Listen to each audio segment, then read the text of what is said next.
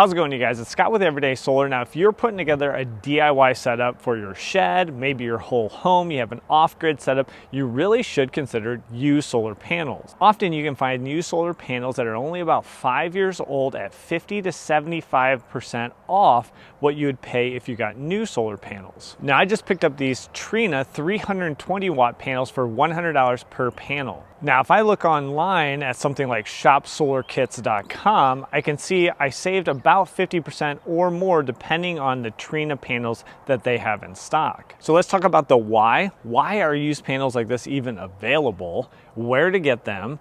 How to test them to make sure you're not getting a bunch of duds, and then how to get them home if you're going to transport them like I did in your own truck. Now, why are used panels like this even available? These are only 5 years old. Most panels have a warranty. Trina is a tier 1 supplier. This is a top quality panel and often carry a warranty of 20 or 25 years. You would expect that a Trina panel would only lose about 1% of its power output every 2 years, and even lower quality panels are going to lose less than 1% per year. So even after 20 years, you're looking at least 80% of the original 320 watts output coming into your system. So after 5 years, why would these even be available if they're actually still working and functional? Well, if you drive by and you see those massive solar farms, some of those solar farms are owned by investors, and those investors have found a few incentives, like tax incentives, where they're able to depreciate the panels, depreciate their investment into those solar farms,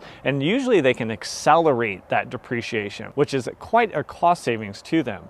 Now, once that depreciation, once they kind of write off all of the cost of those panels, sometimes they pluck all those old panels off, like these 5-year-old panels that came out of a solar farm in Michigan, and they'll sell them and put new panels in place. I don't know this for a fact, but I imagine those new panels, then they're going to depreciate again. So that's why you'll find tons and tons of these 5-year-old panels, perfectly good condition, for a fraction of the original price. Now, there's many different sites on where you can get these. 2 sites that I've looked at, Santan Solar usually has a good supply that always rotates through, right? They have different kind of quantities, different brands, different watts coming in terms of the panels they have available.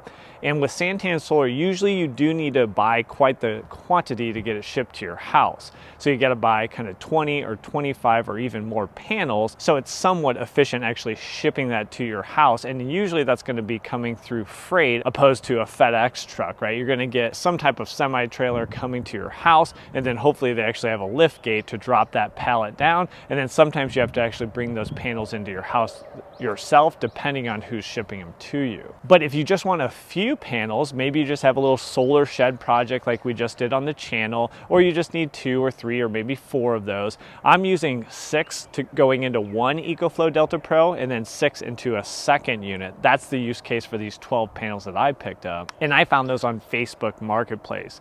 If you're around any large population center, any city kind of within 100 miles or so, you should have several different options where these guys are buying large quantities of those used panels from the solar farms that are repowering, like we talked about earlier. Now, I'll put links in the description to everything we talked about, including the actual Facebook ad that I got these from, which I thought were a pretty good value at $100. These came out of Indiana, so if you're somewhere around Indianapolis, it might actually work for you as well. Now, testing these. Most of the sellers of these panels will do a test. It's not guaranteed, but like Santan Solar is going to test those out. And then they even give you more description there if they have things called snail trails or blemishes, or if there's any defects on these panels. You do want to look the panels over to see if there's any defects. If you're actually going to pick those up, take your time, look them over. I would not be concerned if the frame itself had some dings and dents in them. Usually these panels are pretty robust, but you would want to look at your PV cells in general, and then also the bus bars that are running through, just to see if there's any corrosion, if you have those blemishes, those snail trails, or different things that might let some water egress into those PV panels, and then would start to accelerate the degradation of your panel. The ones I picked up are in really good condition, and I would expect them to be running at about 95% of their overall 320 watt rated capacity in standard test conditions. So let's take a closer look and do some testing on these panels. So what you look at is the back of the solar panel. You should see a spec sheet that's going to give you your VOC, or the voltage at open circuit. Now remember, this does depend on the temperature. So that would be associated at 25 degrees Celsius or in the 70 degree Fahrenheit range, and also in full sun at what's called standard test conditions. I have a completely overcast day. It's nice and cool out, but I am not expecting to get the 40.3 volts open circuit. I would expect to get quite a bit less. Now I have a clamp meter here. I recommend, if you do not have a multimeter, to go ahead and get a clamp meter with basically all the functionality of a DMM or digital multimeter. Here I have it set to voltage, just trying to pick up AC voltage. I'm going to go ahead and switch that over to DC and then test out. I'm not too concerned with which lead is going into which MC4 connector, because it's just going to give me a negative sign if I'm flipped around. So I could flip them around, get the same voltage, and just lose that negative sign. I feel good about this panel. It is considerably lower than the 40.3 volts, but I have a completely overcast day, and I am quite a bit away from the standard test conditions.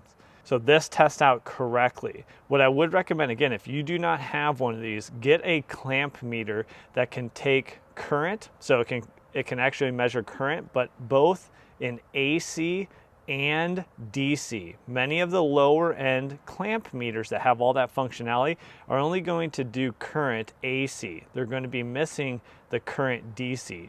So I'll put a link in the description to one that would work for you. This one I picked up from Lowe's, so it's just their Ideal brand. Okay, so if you do not have a multimeter, hopefully you have some type of portable power station that could accept in one panel at a time. This is an EcoFlow Delta 2.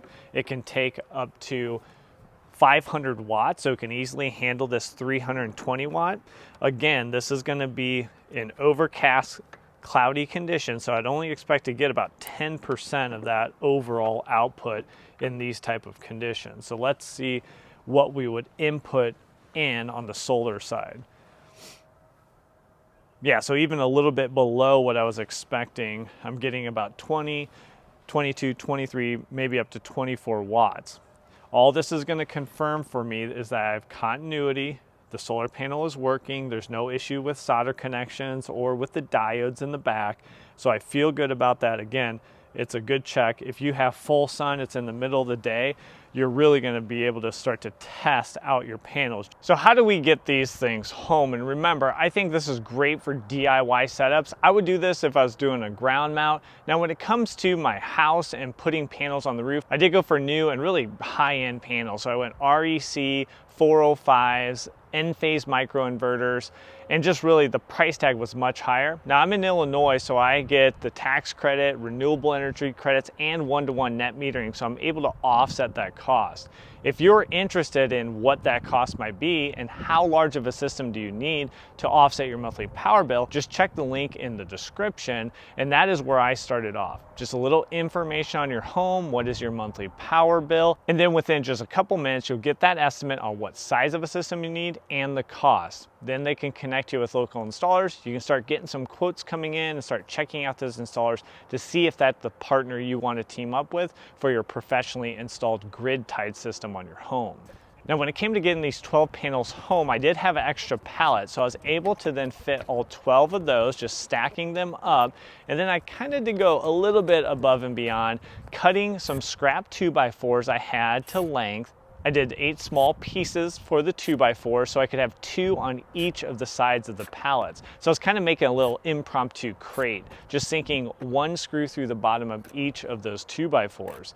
Why I did that is because then I wanted to strap around the outside, around the perimeter of the panels to pull everything together before then actually using 3 ratchet straps over the top. Now these things weren't going anywhere, and I've actually had them in the truck here for a couple days, and if I have to brake hard or if I have to take a little bit of a sharp turn, no problem, these things are secure as they get.